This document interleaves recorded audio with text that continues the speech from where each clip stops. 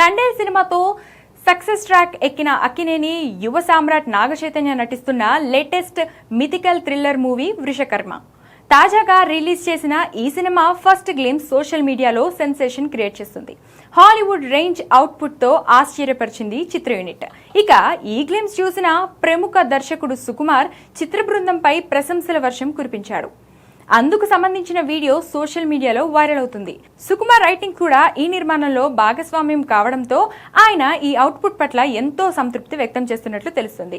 Sukumar అభినందనలపై Naga Chaitanya Twitter వేదికగా స్పందిస్తూ thank you Sukumar, మీలాంటి విజనరీ నుంచి ఇలాంటి మాటలు రావడం మాకు ఎంతో గౌరవంగా ఉంది.